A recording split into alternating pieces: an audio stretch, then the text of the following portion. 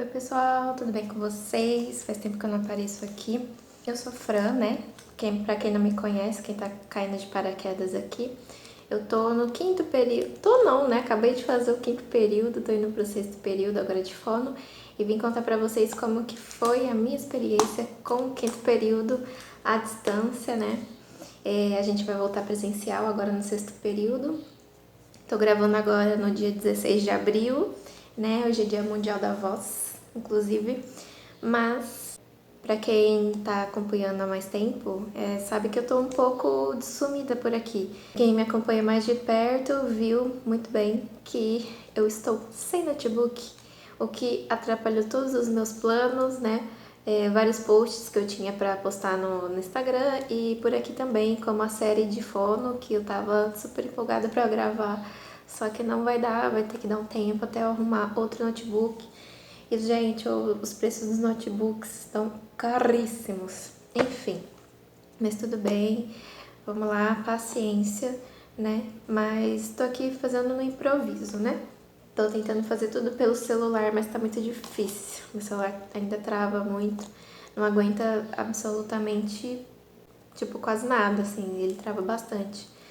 Bom, eu vou começar falando que no total, nesse quinto período, eu fiz um total de 9 matérias, 9 disciplinas, que é Audiologia 2, Fonoaudiologia Educacional, Neurologia Infantil e Adulto, Processos Cognitivos e Aprendizagem, Semiologia e Diagnóstico de Linguagem 2, Semiologia e Diagnóstico de Voz 2, Semiologia de MO2 e Educação Integrada 3 e Educação Integrada 5. O nome completo é Educação Integrada em Fonoaudiologia, tá? Eu falo Educação Integrada para encurtar mesmo.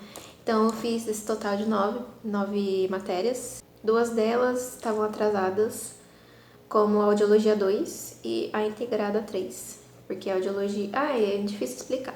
Mas a Integrada eu tranquei, a 2. Não fiz a 3 também, enfim, isso foi tudo no segundo período e aí eu tive que trancar.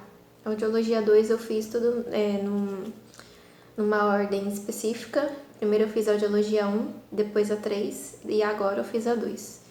Porque teve toda uma burocracia ali, a gente não disponibilizaram para fazer a Audiologia 1 por conta do EAD. Enfim, foi uma confusão. Mas aí eu consegui agora fazer as 3 e agora eu tô indo, né, para as outras matérias. Eu vou começar falando sobre a Audiologia 2. Eu vou falar muito improvisado, porque eu não fiz roteiro, não tem como eu acompanhar o roteiro, porque eu tô com o celular gravando e meu PC tá, né, tá inativo. Vou ter que usar agora da UFES e me virar, né? Enfim, sobre a Audiologia 2, gente, foi a matéria de foi a matéria, a matéria de audiologia que eu mais gostei de todas.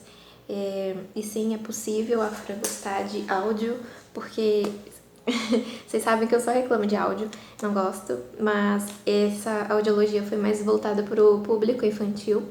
Claro que teve um pouquinho de adulto também, mas foi mais voltada para as crianças, como a audiometria lúdica, né, o VRA, e outros testes. Tem muita bateria de teste, é uma matéria que tem muito conteúdo, é difícil entender, então a gente viu muito emissões autoacústicas, a gente viu o PAC, potencial aditivo, né, que é o PEAT, potencial aditivo do tronco cefálico. Eu já gravei vlog dessas aulas práticas aqui no YouTube. Pretendo gravar muito mais, agora que eu vou voltar presencial. E vou tentar gravar o máximo que eu puder. Porque, nossa, gente, é horrível estudar à distância, é muito difícil de entender. Mas foi uma matéria gostosa até, apesar de ter muito conteúdo, ser muito maçante, assim, por muitas horas, porque a professora usava muito, tipo, praticamente todas as horas da matéria, né? Que era dada das 8 ao meio-dia, no máximo às 11h30, 11h30 da manhã. E claro que tinha pausa, não era direto, assim, a gente ficava uns 10 minutos fazendo pausa, porque era matéria pra caramba e tem todo uma lógica, sabe? A gente estudou assim numa ordem lógica e ficou muito mais fácil. A didática da professora ajudou bastante também. Ela respondia muitas dúvidas. E a dica que eu dou é arrumar um caderninho assim. Esse aqui eu anotei as matérias que eu fiz. E anotar suas dúvidas e trazer pro professor, porque não tem muito jeito. Você não vai conseguir aprender tudo num período. É um processo, porque realmente é muito conteúdo mesmo. Sobre fonoeducacional também é uma matéria mais voltada para alfabetização. A gente aprende como que as crianças aprendem a ler, também a gente aprende os processos cerebrais envolvidos nisso, então a neuroanatomia está muito envolvida. As crianças são muito interessantes, assim, gente. A gente espera uma coisa e vem totalmente outra. Quero dizer que as crianças são muito criativas, né, quando a gente faz uma pergunta para elas. Então, a gente, nesse período, nesse quinto período, nesse quarto e quinto, né, período, a gente aprende mais a avaliar. A gente não aprende a reabilitar, a gente não aprende a melhorar, aperfeiçoar, que são os exercícios, as terapias. E isso a gente vai aprender agora no sexto período. Agora no quinto a gente aprendeu mais a aperfeiçoar esse olhar de avaliação e diagnóstico. Então foi muito interessante, a gente aprendeu sobre letramento, conseguiu rever as teorias do aprendizado que a gente aprendeu em desenvolvimento humano. Como eu falei, a neuroanatomia está muito envolvida nisso, porque a gente aprende como cada área do cérebro trabalha junto para poder conectar as ideias, para olhar para aquele paciente, para aquela criança, como que ela aprende, por que ela não aprende, o que está impedindo ela de aprender. Então, é muito interessante, fonoeducacional é apaixonante, ela é muito próxima da linguagem, tem bastante conteúdo também e é bem gostosinho assim de estudar. Eu já fiz muitas perguntas para a professora, porque é um assunto muito legal. Então, basicamente, a gente estuda sobre como a criança aprende, como que ela aprende a ler e sobre também as dificuldades e também os transtornos do aprendizado. Tem sobre dislexia, tem as questões familiares também que estão envolvidas no aprendizado da criança, porque a psicologia também está muito ligada a isso. Tem também a atuação do fonoaudiólogo nas escolas, não necessariamente dentro dela, mas está envolvida ali nos encaminhamentos. Enfim, é muito legal de estudar mesmo. E apesar de que eu queria muito ver isso de perto, no presencial, ter aula com a professora e tal, a gente teve aula online, né? Como eu já falei, não quero ser repetitiva. Mas teve muitos momentos que a internet estava muito ruim, que a professora caía, interrompia a aula, enfim. Foi engraçado até. E no final da disciplina, a gente fez uma tabela, né? Com vários fonemas do nosso português brasileiro. E a gente tinha que colocar imagens e as combinações de letras, né, possíveis que formavam as palavras, como por exemplo, fonemas. Tem vários fonemas, tem várias palavras que podem ser combinadas ali, as letras, para formar uma palavra, como o cresça, a palavra sessão, exceção. Então a gente tinha que colocar as letras da grafia nessa tabela que tinha o som do S, entendeu? Então vocês vão, quem for estudar fonoaudiologia educacional vai recuperar muito dessa coisa que eu falei, né, da neuroanatomia e da linguística, né, que seria a fonética e a fonologia. Então tá muito envolvido nisso, porque no processo de alfabetização é muito importante a criança ter essa noção da gramática, né, do português, porque tem muita criança que tem muita dificuldade de relacionar, de diferenciar o C do C cedilha do S. Enfim, para a criança é muito complexo isso. Então, é muito legal. E neurologia infantil e adulto não foi uma das minhas preferidas, tá? Eu acho que foi mais pelo jeito que foi dada a aula, ou seja, a professora simplesmente dividiu a sala em grupos e a cada semana esses grupos iriam apresentar a aula. Sim, a gente que deu aula. A professora só gravou alguns vídeos assim de introdução sobre balizadores, né, de atendimento, de diagnóstico, de abordagem, né, com paciente neurológico. Então, praticamente a gente estudou sobre pacientes neurológicos, sobre essas doenças que envolvem o sistema nervoso, como a ELA, que é a esclerose lateral amiotrófica, miastenia graves, que foi o tema do meu grupo, e a gente podia fazer de forma gravada e também de forma de aula normal, assim, apresentação de slides. E olha, gente, sinceramente, o jeito que foi dado, eu achei muito chato, eu sinto que eu não aprendi, mas faz parte essa didática que a professora propôs aí, e ela disse que no presencial também era assim, mas eu não gosto, porque eu prefiro o professor explicando mesmo. Então eu não gostei tanto assim. E a gente não vê tão assim a neuroanatomia. Claro que tem as questões dos desenvolvimentos neurológicos, mas a gente focou muito no que a fono pode fazer. Então, nessa matéria, a gente tinha que falar sobre a doença, sobre a atuação do fono, as áreas envolvidas, eu acho, e como que é a reabilitação, a equipe multiprofissional envolvida nessa doença. Então a gente viu Parkinson, a gente viu a ELA, como eu falei, viu o Alzheimer, a gente viu o que mais? E entre outras doenças. Então é interessante cada uma delas, mas essa aula era muito, sabe? Então eu não gostei tanto, assim, não fui muito com a cara dessa matéria, não. Sobre os processos cognitivos e aprendizagem, essa é uma matéria com a mesma professora de desenvolvimento humano, que no caso, ela é psicóloga, e essa matéria também envolve a psicologia. Então, a gente também vê nessa matéria como que o cérebro aprende, como que nós, seres humanos, aprendemos ao longo do tempo.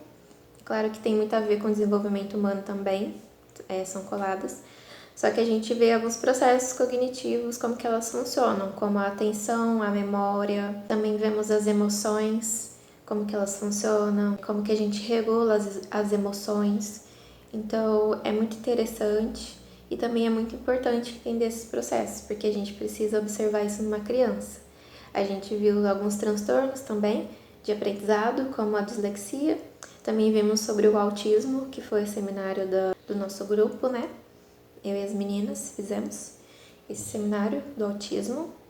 E também vimos TDAH e também outras doenças. Qualquer coisa eu escrevo aqui do lado, o que mais a gente viu. E foi uma matéria super interessante, é muito gostosinho de entender como que funciona. E é muito legal, né, aprender principalmente sobre memória, né? Pra gente que estuda, e a gente aprende como que os processos, assim, patológicos interferem na memória, né? Não é só Alzheimer. Tem a questão da ansiedade, as emoções também podem interferir na memória.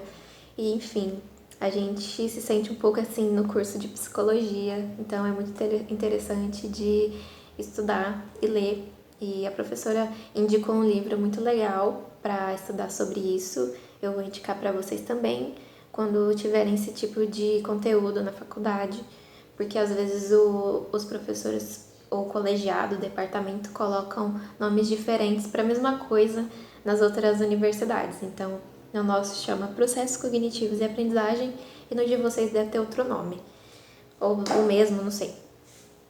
Mas cada universidade tem o seu nome para a disciplina. Bom, sobre a Semiologia de Linguagem 2, vocês devem ter visto, né, no quarto período que eu gravei, que na Semio 1 a gente viu sobre as crianças. Agora na Semio 2 a gente viu sobre os adultos e também dos idosos. Como que a linguagem funciona nas afasias, como não funciona, né, porque não funciona direito.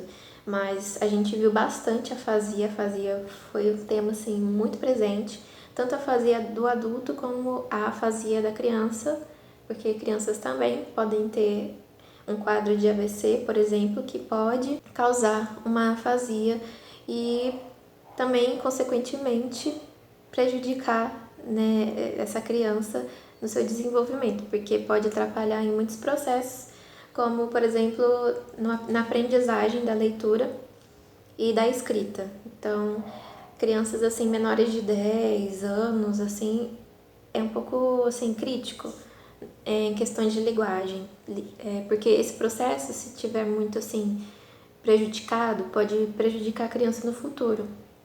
Porque é uma fase onde a criança aprende a ler, aprende a escrever, aprende a calcular, aprende muita coisa. Então ela está muito inserida na escola e é um período muito crítico. A gente viu muito a questão do idoso também, sobre o comportamento, um pouquinho do comportamento, né? Porque tem a questão do Parkinson, o Alzheimer. Então a gente viu de novo a questão do Parkinson, do Alzheimer, das afasias. Tem dislexia também, tá? Dislexia do adulto também.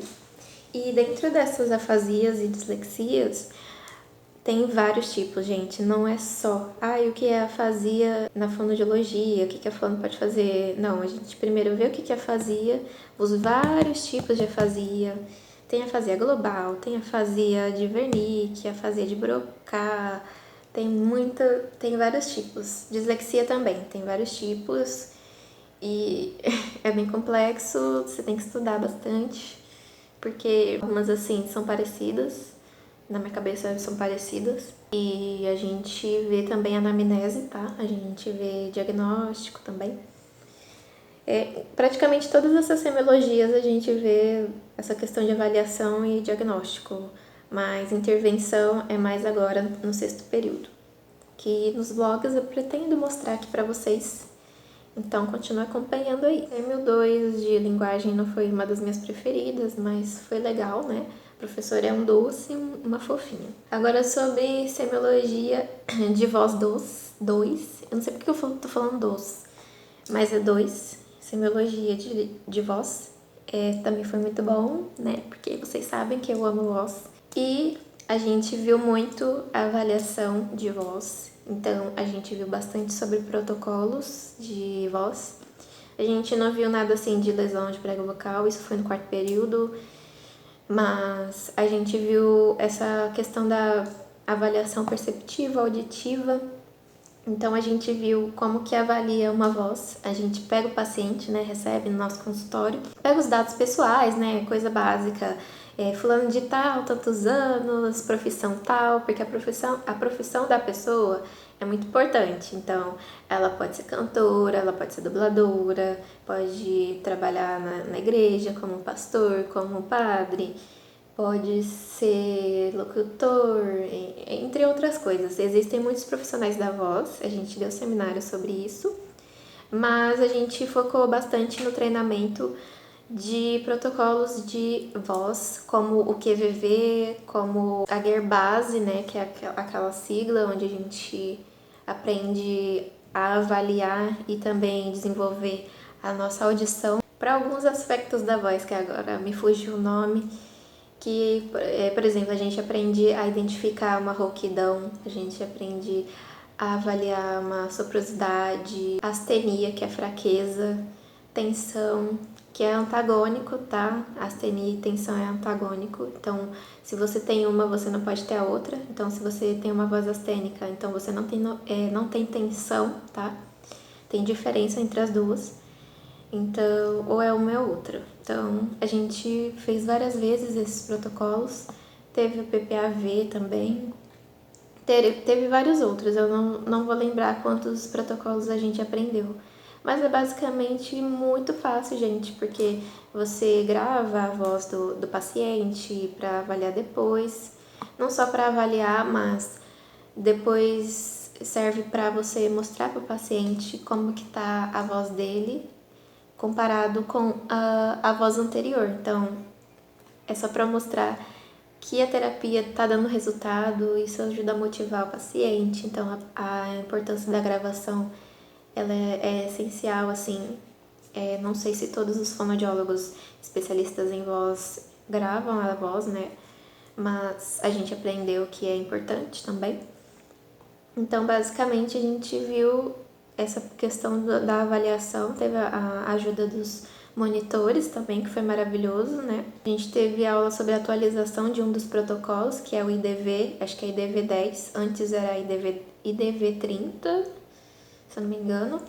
porque tinha 30 questões e agora o novo DV10 tem 10 questões, é mais simplificado, mais rápido e é bem gostosa. Era uma das melhores aulas que tinha nas minhas quintas-feiras e era muito bom. Agora, sêmio de MO2, tá?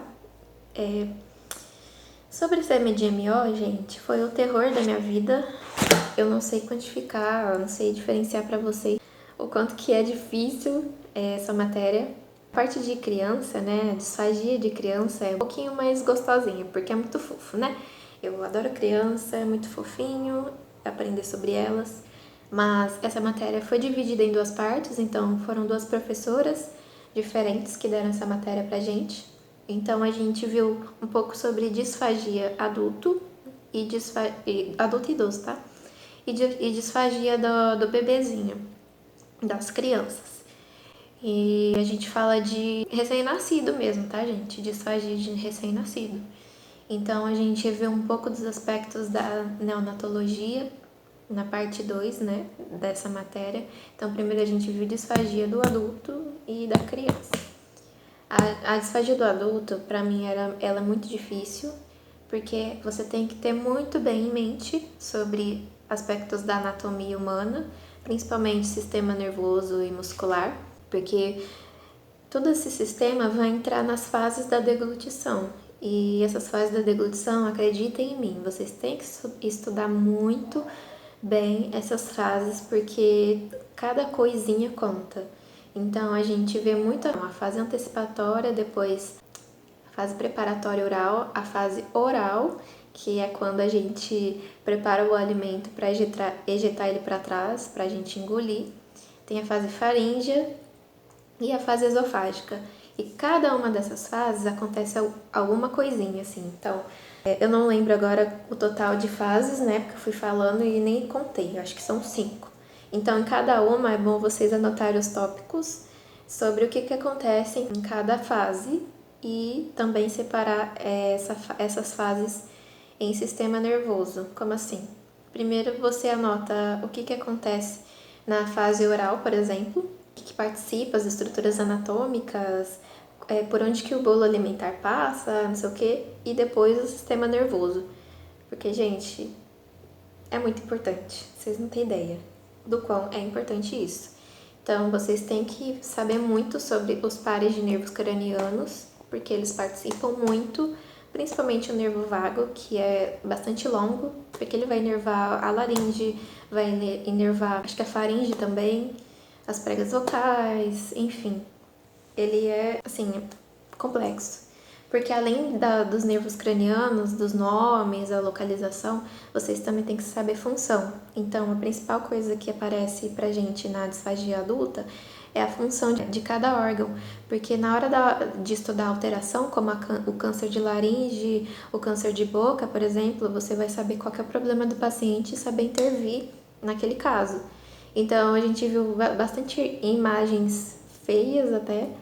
A gente viu imagens, na verdade vídeos, né? Não só imagens, sobre a alteração dessa deglutição e também a deglutição normal. A gente também teve que dar seminário sobre os vários tipos de avaliação que o otorrino faz, porque a disfagia está muito ligada também com a voz e também com a otorrinolaringologia, porque existem vários jeitos de avaliar uma deglutição.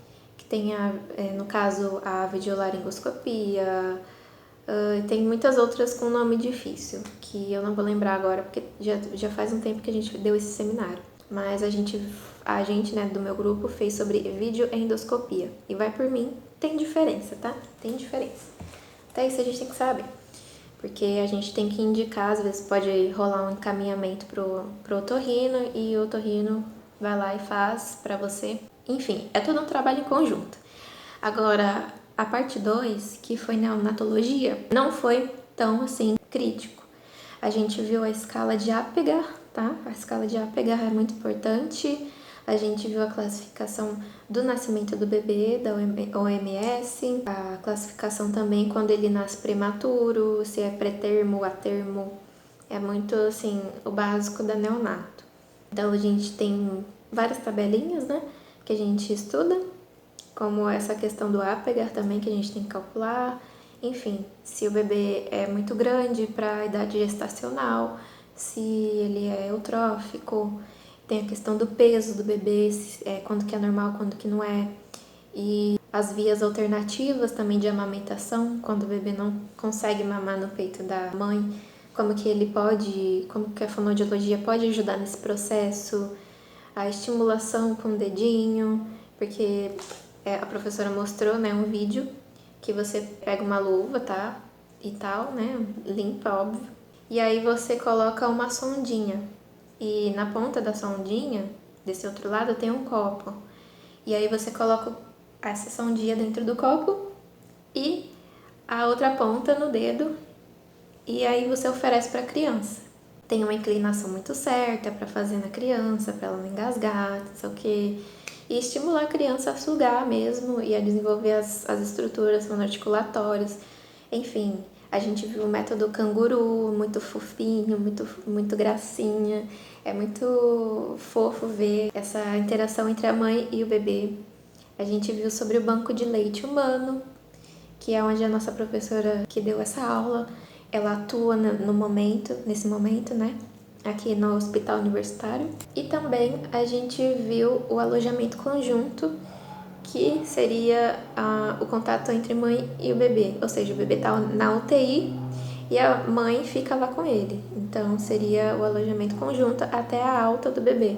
Então, a mãe e o bebê ficam juntos até o bebê receber alta. Então, é muito fofinho essa parte. Então, eu só gostei da segunda parte. Da primeira eu não gostei não, gente. Disfagia não é pra mim.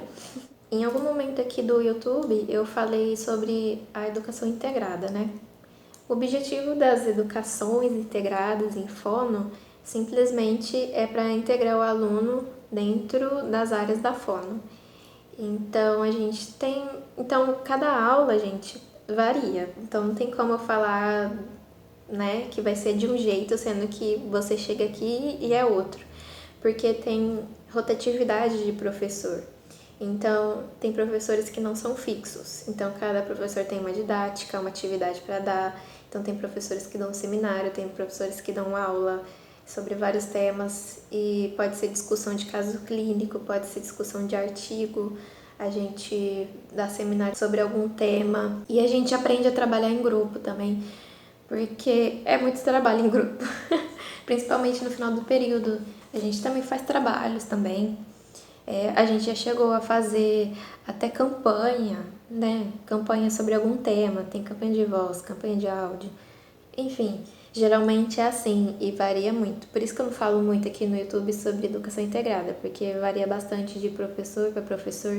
Então, uma turma tem um jeito de receber a aula, a próxima turma não vai receber do mesmo jeito, porque às vezes pode mudar o professor. Se for o mesmo professor, os alunos vão ter os mesmos tipos de aula, né? Então, eu fiz a 3 e a 5. No total, são 6. Mas eu fiz desse jeito fora de ordem, porque eu tranquei lá no segundo período a integrada 2. A gente pode fazer as outras também, na ordem que quiser, porque não tem pré-requisito. Então, você pode fazer primeiro a educação integrada 5, depois a 3, enfim, não necessariamente de 1 a 6 na ordem. Eu tranquei por questões de saúde mental na época, que eu não estava passando bem. Então, eu só fiz acho que 5 ou 6 matérias naquele segundo período. E aí eu não fiz integrada. Então, eu tô fazendo essa integrada com a turma do quarto período. Eles eram do terceiro, mas agora estão indo pro quarto período. Então, foi bem legal, assim. É uma das aulas, assim, mais de boa que tem. A carga horária não é pesada. Acho que é em torno de 45 horas. 30 ou 45 horas, eu não me lembro. Mas era muito de boa e agora eu estou indo fazer nesse sexto período a educação integrada 6 e a 4, porque ficou faltando, né? Bom, gente, foi bem improvisado esse vídeo. Eu espero que vocês tenham entendido, gostado. Eu espero que ajude também, né? Porque eu dei algumas dicas aqui de como vocês podem fazer na vez de vocês, porque eu sei que tem calouros que me assistem aqui. É isso. Até o sexto período. Eu espero que eu consiga gravar mais vídeos. É muito tempo, sem fim. Mas os próximos vídeos provavelmente serão sobre os vlogs que eu vou fazer, né? Dia 18 tem aula. Não sei quando que eu vou voltar com a série de fono, porque eu preciso muito do meu notebook para pesquisar, para fazer o roteiro, porque eu não quero fazer de qualquer jeito aqui para vocês, tá? Obrigada pela paciência, por assistir até aqui e até o próximo vídeo. Tchau!